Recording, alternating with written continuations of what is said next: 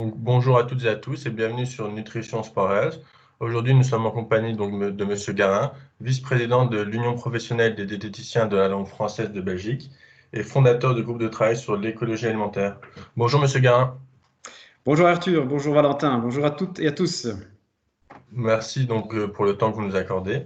Volontiers, avec beaucoup de plaisir. On va tout de suite commencer par la première question à destination du grand public. Est-ce que vous pouvez nous dire en fait qu'est-ce qu'un diététicien et quel est son rôle donc dans les soins de santé? D'accord. Ce sont deux excellentes questions et je vais commencer par m'exprimer en fait sur ce qu'est un diététicien. En soi, c'est une personne quelque part qui exerce un métier qui semble simple, mais au-delà de ça, tu le sais, le diététicien est quelqu'un qui suit un cursus scientifique. Mais ce qui m'intéresse, moi, c'est plus ce qu'est la diététique, la science de la nutrition ou la compréhension de nos comportements alimentaires. Ça, c'est évidemment pour moi plus intéressant. Et pour être plus précis, en fait, c'est même plus motivant parce que ça nécessite de le faire avec passion. Et la diététique, je le conçois comme un ensemble de connaissances, les connaissances humaines principalement, qui est en perpétuel mouvement, j'y arriverai, mais qui, interprété scientifiquement et sérieusement, et avec un travail d'équipe, est susceptible d'éveiller vraiment beaucoup de passion. Alors ce terme passion, pour moi, est essentiel, parce que ce qui va faire la différence entre un diététicien et un bon diététicien. Un bon diététicien fait ça avec passion. En plus, c'est une pratique qui a quelque part une finalité humaine qui va s'orienter donc sur les soins de santé. Alors, si le diététicien, un bon diététicien le fait avec passion, il a un rôle évidemment à jouer dans les soins de santé. Et ça, c'est pour répondre donc à cette seconde question, quel est le rôle plutôt de la diététique dans les soins de santé? Hein, ce sont quelque part des soins qui actuellement sont complètement sous-estimés. Hein. Ça, c'est clair que la diététique, elle est sous-estimée, on en reparlera certainement ultérieurement, car pas connue, pas reconnue, même pas souvent remboursée à hauteur de la rentabilité de cette science. Alors, son rôle, à ce jour, il est un peu trop limité, timide, voire même absent des grandes décisions de l'évolution pour notre société. C'est vrai qu'il y a eu le GIEC, j'ai pas vu beaucoup de diététiciens ou de spécialistes en nutrition invités. Pourtant, c'est la science de l'alimentation qui est le levier le plus important pour moi pour garder une planète saine, pour une population en santé, pour une économie florissante même. Par là, on a déjà des données quelque part économiques qui démontrent bien qu'une population en bonne santé sera une population effectivement qui sera économiquement florissante et intéressante pour développer des marchés qui, dans l'avenir, s'orienteront sur l'environnement. Et c'est une science qui est en relation avec des piliers du développement durable et donc l'humain. Alors, moi, je conçois comme le diététicien ayant un rôle sur les soins de santé comme praticien. Donc, praticien, c'est quelqu'un qui a cette activité pratique qui permet de traduire quelque part les besoins en nutriments et qui est capable d'établir en fait un diagnostic, mais aussi de proposer le traitement sous forme pratique, de l'assiette quelque part jusqu'à ce qu'on mange. Et l'aspect préventif, là, pour parler simplement de l'éducation nutritionnelle, donc on reparlera certainement dans une autre question. Voilà ce que je pense être le diététicien et le rôle dans les soins de santé. D'accord, merci. Quelles sont les différences entre un nutritionniste et un diététicien, notamment ici en Belgique? Oui. Mais ça aussi, c'est une question qui est complexe, qui va encore faire couler beaucoup d'encre. Ça, c'est une certitude. Au-delà de la sémantique, il y a quand même beaucoup de flou dans la reconnaissance des professions de la nutrition. Et c'est certainement à l'origine de la confusion, parfois mise à profit par certaines personnes qui sont peu scrupuleuses, ça c'est clair, qui s'autoproclament naturopathes, nutritionnistes, nutrithérapeutes, coach et conseillers en nutrition, souvent même à l'issue d'une brève formation, ça c'est clair. Et donc cette sémantique nous amène à une grande complexité parce que tant qu'on n'aura pas en fait figé correctement une définition exacte de ce qu'est un nutritionniste, un médecin nutritionniste, un diététicien nutritionniste ou nutritionniste spécialisé en sport, en gériatrie et ainsi de suite, je pense que tant qu'on aura un flou et qu'on n'aura pas quelque part cadenassé un peu cette structure au niveau académique, on aura toujours évidemment cette définition qui ne sera pas claire et nette. Maintenant, entre nous, je comprends très très bien la motivation des personnes, moi-même passionné par ce métier de la science de la nutrition, mais effectivement, on a toute une série de personnes qui sont fascinées par cette science. Et et qui quelque part sont heureux de rentrer dans un cursus comme s'ils étaient acceptés en fait dans l'antre de la connaissance de la nutrition. Et donc, quelque part, aujourd'hui, si on a envie de faire de la diététique, si on ne fait pas son baccalauréat, ben, on ne peut pas faire ça en cours du soir. Et donc, certaines personnes se disent tout simplement, je vais me retourner vers une formation de 10 week-ends, 5 week-ends, un week-end, un mois de formation, ou par correspondance. Et là, je rentre dans l'antre de la science de la nutrition, et donc ils ont le sentiment effectivement d'appartenir à quelque chose. Et souvent, ils sont assez convaincus par leur école. Et malheureusement, donc, cette sémantique ne nous permet pas du tout d'avancer. Et quelque part, c'est ce qui amène, je pense, le flou, la confusion. Ces personnes se jettent souvent dans des formations. Hein, donc, aujourd'hui, on a des formations bien claires et nettes où on parle, par exemple, des nutrithérapeutes qui font entre 10 et 15 week-ends de formation. Alors, souvent, je relais cet exemple en disant, ben voilà, pensez-vous vraiment que je peux devenir médecin, kinésithérapeute ou infirmier en 10 à 15 week-ends de formation? Restons sérieux, c'est non. Donc, je ne vois pas pourquoi, effectivement, quelqu'un qui viendrait faire 10 à 15 week-ends de formation pourrait devenir diététicien, nutritionniste. Et du coup, donc, pour rebondir un peu donc, sur ce que vous dites, quelle est la légitimité en fait de ces emplois comme nutrithérapeute, naturopathe, coach ou consultant en alimentation au sein de la législation belge? Oui. Alors, au sein de la législation, ça c'est clair, c'est qu'il y a encore un flou en termes de, je dirais, de motivation personnelle. Je peux très très bien comprendre que les gens aient envie d'avoir un titre. Ça fait toujours bien, effectivement, de dire que je suis nutri, etc., que je suis thérapeute, et que je suis conseiller en. C'est bien. Maintenant, les écoles, ce qu'on appelle les thérapeutes finalement nutritionnels, ben, acceptent souvent des gens dans des formations, des candidats qui ont un faible bagage ou même quelquefois qui ont un bagage scientifique, ben, tant mieux, ça c'est clair.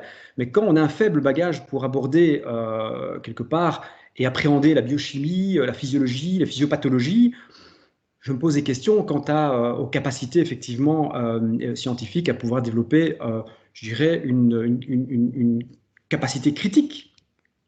En fait, certains professionnels même de santé souhaitent aborder ce sujet. Et ça, c'est tout à fait à leur honneur. Ils sont désireux de parfaire leurs connaissances en nutrition. C'est super. Mais quelque part, même si ça les amène et qu'ils sont convaincus de l'importance de l'alimentation en tant que soin de santé, cette formation de courte durée ne leur confère ni les acquis, ni les compétences du diététicien, ni les titres reconnus, ni encore les agréments nécessaires, hein, puisqu'un diététicien doit avoir des agréments et doit avoir un numéro de visa pour pouvoir pratiquer en tant que professionnel de la santé. Ce qui est plus interpellant, en fait, c'est que les recherches, par exemple, lorsqu'on parle de nutrithérapie, puisque c'est la science des compléments alimentaires, ben, la science, en fait, et les recherches au niveau de la littérature scientifique ne démontrent quelque part en rien l'utilité de la nutrithérapie. Je pense que ça peut être complémentaire, mais certainement pas une science unique, exclusive, qui permet de soigner une personne. Là, je suis vraiment, vraiment très critique. Comme déjà exprimé en fait par d'autres spécialistes en nutrition, il me semble quand même peu probable que des chercheurs qui sont motivés, qui investissent, consciencieux, scrupuleux, scientifiques, tentent de cacher les bénéfices de la nutrithérapie sans publier le résultat dans des revues reconnues. Hein. Là, j'ai un doute concernant cette science. Je pense qu'elle a une complémentarité dans la compréhension. C'est ça qui est plutôt pour moi un élément intéressant. Maintenant, on a je dirais une prévalence d'obésité qui avoisine les 20% et je pense qu'on va vite atteindre, on va les dépasser, surtout après un Covid ou une pandémie comme on vient de le vivre. Et il y a vraiment une discordance, une dissonance alimentaire qui, au travers des fausses informations, justement, malheureusement, font croire que certains ont la science de la nutrition et vont aider les personnes. Donc la légitimité, en fait, elle est très limitée. Je dirais, s'ils sont fiers de pouvoir porter ce titre, tant mieux, je trouve ça génial. S'ils souhaitent s'intéresser à la nutrition, c'est formidable, moi je les invite. Mais si c'est pour prendre en charge des patients, là, je trouve ça totalement inacceptable que des personnes qui suivent entre 5 à 15 week-ends de formation se nomment professionnels ou thérapeutes de la nutrition et s'abrogent finalement en toute impunité le droit de prodiguer des conseils nutritionnels. Ça, pour moi, c'est un extrême inacceptable. Tout à fait d'accord. Merci. Avec l'apparition du Covid-19, beaucoup de diététiciens ont dû se confiner. Pourtant, la nutrition est un facteur de prévention et de soins important. Avez-vous l'impression que les diététiciens ont été les grands oubliés de cette pandémie? Alors, je ne sais pas si on était les grands oubliés, on fait partie, je pense, des oubliés. Je pense qu'on n'est pas les seuls à avoir été oubliés. Je pense que de nombreuses professions de santé ont été oubliées, ou peut-être mal informées, ou là, je pense que la première ligne a été mal gérée. Au niveau gouvernemental, heureusement, je pense qu'ils ont des professionnels de la santé qui sont extrêmement motivés. Maintenant, au niveau nutritionnel et diététique, c'est clair qu'on est passé certainement à côté de nos compétences pour éviter le risque de malnutrition chez les personnes âgées, qui était déjà un facteur dominant dans les maisons de repos et les maisons de soins. Et d'autant plus dans le cadre d'un Covid, d'une pandémie, je dirais le virus en fait ne constitue pas seulement donc une menace pour les personnes âgées, mais il rend également plus vulnérables à la malnutrition. Donc, il est clair que là, c'était un point sur lequel nous aurions pu, et j'espère que nous allons pouvoir agir, et parce que parler au passé, c'est bien, mais moi, ce qui m'intéresse, c'est se dire aujourd'hui, demain, qu'est-ce qu'on peut faire? On a fait des erreurs dans le passé, c'est super, ok, parfait, enfin, super, façon de parler, on l'a analysé, ne revenons pas là-dessus, faisons en sorte de réparer quelque part et de faire en sorte d'améliorer nos compétences, du moins d'apporter nos compétences pour aider les personnes et surtout les personnes âgées à passer ce cap. Et puis la prévention de l'obésité, je pense que ça a été complètement sous-estimé. On a bien vu effectivement malheureusement l'obésité était un facteur de comorbidité à ce virus Covid-19. La prévention de l'obésité, la réduction des kilos liés au confinement aurait été certainement une action intelligente de la part d'un gouvernement ou d'un ministre. Maintenant, ils sont certainement pas toujours bien orientés, ça c'est clair, la raison pour laquelle je pense que la diététique doit se retrouver effectivement au sein des commissions scientifiques, politiques aussi, pour influencer justement sainement vers et prendre la bonne direction. Il n'y a aucun remboursement de dynamique des conseils diététiques dispensés par les diététiciens. Systématique, c'est extrêmement rare les remboursements de l'INAMI pour les diététiciens. Pourtant, quand on voit une perte de poids de 5 à 10% associée à l'amélioration du mode de vie, on pourrait simplement, avec un remboursement, améliorer la qualité de vie des personnes, Covid ou non Covid, et faire perdre du poids à cette population en surpoids et obèse pour, quelque part, les aider à mieux gérer leur vie, ça c'est clair, surtout leur qualité de vie, mais aussi pour éviter, si on a une seconde pandémie ou une troisième ou une quatrième, éviter effectivement que cette personne, malheureusement, décède simplement parce qu'on n'a pas cru en cette prévention de l'obésité, par exemple. On a un métier extraordinaire, et c'est un métier qui a démontré, qui démontre tous les jours en fait, que les interventions diététiques ont un impact qui statistiquement en plus sont cliniques et sont significatifs sur l'état de santé des personnes, que ce soit en prévention ou en curatif. Et donc, oui, on a été confinés, oui, il y a eu des erreurs effectivement au niveau gouvernemental, certainement, dans notre secteur aussi, mais je pense qu'aujourd'hui, ce qui est important, c'est d'agir et de faire en sorte que les personnes qui ont été confinées, qu'on puisse les aider à déconfiner correctement. Parce que le déconfinement va encore prendre des mois, et la particularité, surtout, là, j'attirais l'attention pour terminer sur cette question, c'est la personne âgée. Je pense que la malnutrition chez la personne âgée est un facteur effectivement déterminant, malheureusement, du pourcentage de décès qu'on a eu chez cette population. Sur la page nutrition sport-S, en tout cas, nous sommes tout à fait d'accord avec vous. Il y avait également aussi comme facteur de risque le diabète et d'autres maladies non transmissibles qui peuvent être prévenus par une bonne alimentation. Mais enchaînons. Donc, en fait, quand on vous écoute, le métier de diététicien semble être dans un tournant majeur. Comment expliquez-vous que ce métier soit aussi peu reconnu du grand public? Alors là, ça, c'est une question que je me pose depuis quelques années. Je pense que c'est multifactoriel. Je pense qu'on s'est beaucoup focalisé sur certains métiers.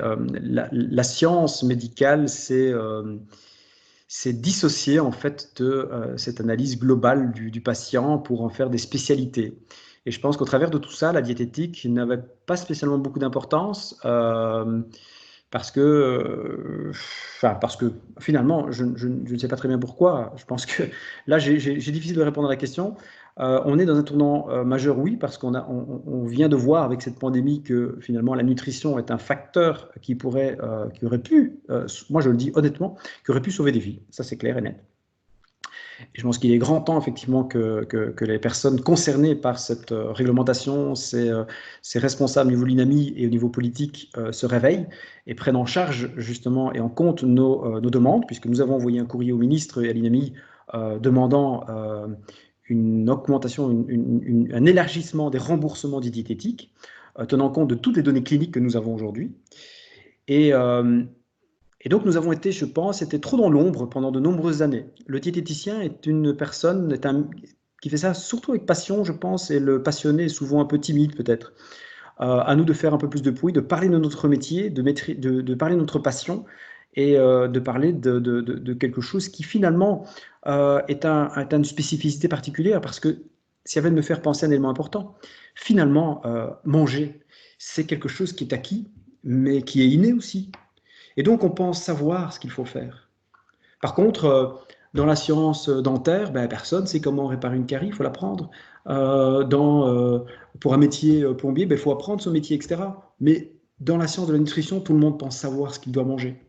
Et évidemment, l'industrie nous a véritablement pas très bien aidés parce que, avec les produits ultra transformés, ils ont facilité la vie de tout le monde. Ceci dit,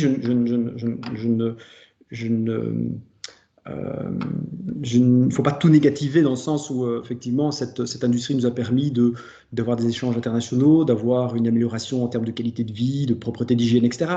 Je ne remets pas ça en cause. Ce que je veux simplement remettre en question, c'est le fait que aujourd'hui, on sait que la nutrition, ce n'est ni acquis. Il faut réapprendre aujourd'hui aux personnes à manger correctement.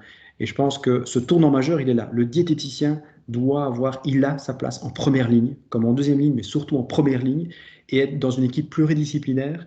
Et peut-être à nous de se remettre en question concernant le fait qu'on n'est pas connu du grand public parce qu'on est peut-être trop timide, peut-être qu'on n'est pas assez proactif.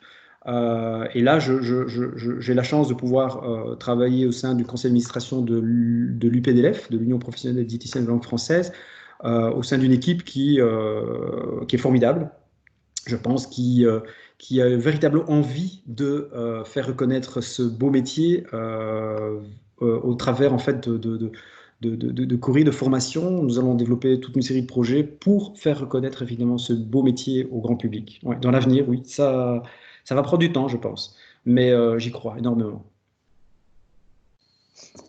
Merci. Donc, comme vous l'avez dit, vous travaillez au sein de l'UPDLF, mais vous êtes aussi le fondateur du groupe de travail sur l'écologie alimentaire. Pouvez-vous nous expliquer ce concept et son importance dans le contexte actuel? En fait,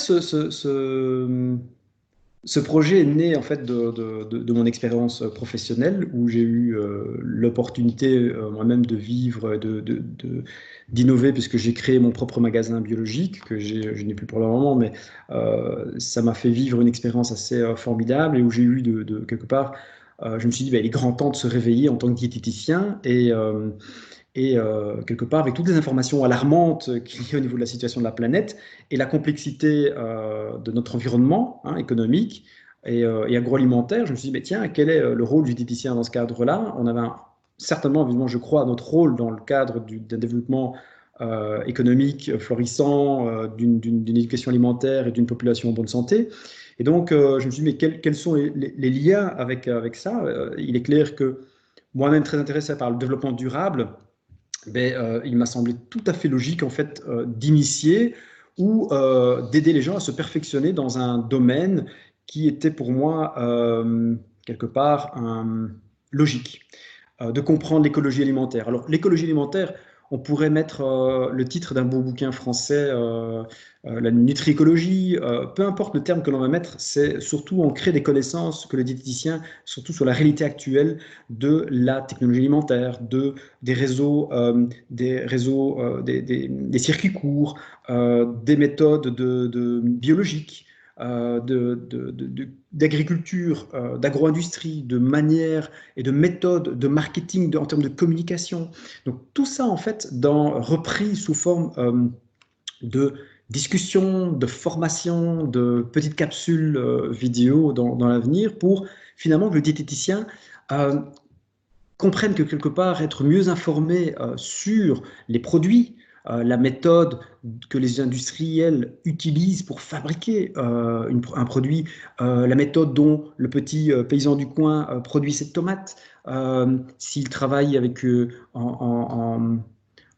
avec des projets où s'ils travaillent tout simplement de manière classique avec des pesticides, fongicides, et comprendre en fait pour quelles raisons ils travaillent avec ce type de produits, pour quelles raisons financières ils travaillent surtout.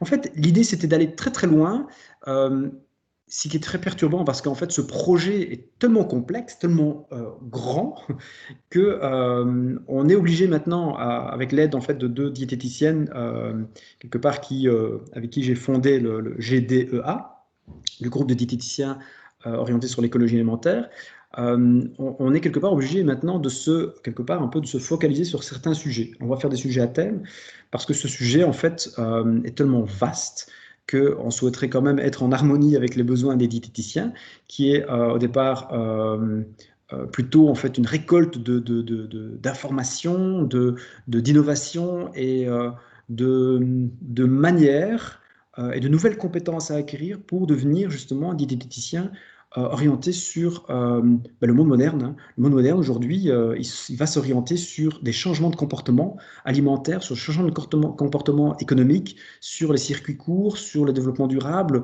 Voilà. Et donc, tous ces piliers, en fait, ont souvent été très peu abordés en diététique. Et donc, mon intérêt, en fait, ayant un bagage à partager, c'était de, quelque part, partager celui-ci avec d'autres diététiciens en faisant la promotion de cette écologie alimentaire pour bien comprendre finalement que le diététicien a une place énorme pour faire en sorte d'avoir un monde meilleur, tout simplement. D'accord, eh bien, merci à vous. L'interview touche à sa fin et nous vous remercions donc chaleureusement pour le temps que vous nous avez accordé. Merci beaucoup. Au revoir. Au revoir.